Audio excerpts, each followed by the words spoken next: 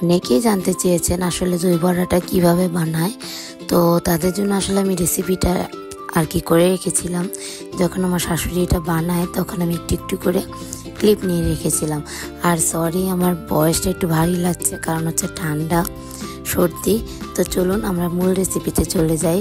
এই দই বড়াটা হচ্ছে মূলত মাসকলাই ডাল দিয়ে বানানো হয়, কিন্তু আমার শাশুড়ি আম্মু কিছুটা খেসারি ডালও এটার মধ্যে অ্যাড করে, এতে করে বড়াটা একটু স্মুথ হয়। তো আমি প্রথমেই এটাকে পানি দিয়ে ভালো করে ধুয়ে নিব, তারপর আমি 3 থেকে 4 ঘন্টা ভিজিয়ে রাখবো। ভিজিয়ে রাখার পর কিন্তু এটা ভালো বেশ ফুলে যায়। তারপর হচ্ছে এই অবস্থায় আমি ব্লেন্ড করে নিব। আর এটা ব্লেন্ড করতে কিন্তু কোনো পানি অ্যাড করা যাবে না, বাকি পাটায়ও বাড়তে পারেন, কিন্তু পানি অ্যাড করলে জিনিসটা কিন্তু নষ্ট হয়ে যাবে। তো আমার শাশুড়ি কী করেছে, কিছুটা জিরা আর রসুন, ওটা মাপটা আসলে আমি দেখি নাই, তো ওটি ভাঙানোর পরে জিরা রসুনও পেস্ট করে এই দই বড়ার সাথে মিক্স করে দিয়েছিল। আর যখন ভাজবে তখন হচ্ছে কিছুটা লবণও অ্যাড করবে সাথে, আর হচ্ছে এটা খাবারের সোডা যেটাকে বলে, দিলে খুবই স্মুথ হয়। মরিচের গুঁড়া পরিমাণ মতো, তারপর হচ্ছে লবণ দিবে। আর আমাদের তো এটার মধ্যে জিরার আর হচ্ছে রসুনের বাটা দেওয়াই ছিল, তো ভালো করে এটাকে হাত দিয়ে ভালোভাবে স্মুথ করতে হবে। তো ব্লেন্ড করার পরে আমি যেটাতে যাব মূল অপশনে, যেটা হচ্ছে টক দই আর আরেকটা হচ্ছে নোনতা দই। তো এই দুইটা দিয়ে অনেকে একটা দিয়ে বানায়, কিন্তু আমরা দুইটা দিয়েই বানানোর চেষ্টা করি। তো এটার মধ্যে কিছু আদা রসুন না, জিরা কিছুটা, শুধু শুকনা জিরা কিছু ব্লেন্ড করে নিয়েছিল।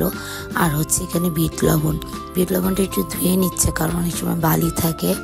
তো জিরা বাটা আর হচ্ছে বিট লবণ, আর হচ্ছে এটার মধ্যে কিছু চিনি অ্যাড করবে। তো এইগুলো সব কিছু অ্যাড করার পরে এটাকে ভালোভাবে হাত দিয়ে ফেটিয়ে নেবে। এই দেখো, চিনিটা একটু বেশিই লাগে। আর তেঁতুলটা হচ্ছে পানিতে ভিজিয়ে রেখেছিল, সেটা আর কি, তেঁতুলটা যে পানিতে ভিজিয়ে যে তোমার ইয়াটা বের হয় সেটাই আর কি মিক্স করে দিবে এটার মধ্যে। তো চিনি, তারপর লবণ, মরিচের গুঁড়া, এগুলো সব, আর এই যে তেঁতুলের টক ভিজিয়ে রেখেছিল সেটাও দিয়ে দিচ্ছে। ছেঁকে নিয়েছিল আমার শাশুড়ি আম্মু। তো এখন ডাল ঘুটনি দিয়ে শাশুড়ি খুব সুন্দর করে এটাকে ফেটে নিবে। হ্যাঁ, মাঝখানে কিন্তু আমি একটা স্টেপ ছিলাম না বাসায়, তো নিতে পারি নাই।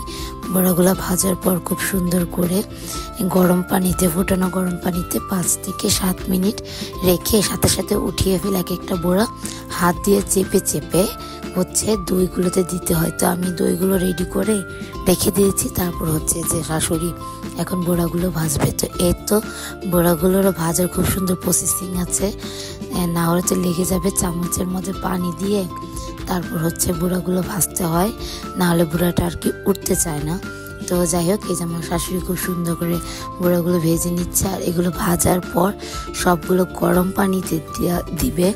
আর এগুলো দেওয়ার পর হচ্ছে গরম পানির থেকে হাত দিয়ে চেপে পানিগুলো ফেলে ওই যে আমি দইয়ের যে পেস্টটা করে রেখেছিলাম, হচ্ছে সবগুলো মিশ্রণ, সেটার মধ্যে দিয়ে দিলে হয়ে যাবে। আর এটা কিন্তু বেশি ভাজা যাবে না, এটা হচ্ছে খুব নাজুকীয় জিনিস, তাই এটাকে একটু হালকা লাল করতে হবে। জর্দা কালারটা হলেই বেস্ট হয়। তা এই তো আমি আর কি সবগুলো নিয়ে নিয়েছি।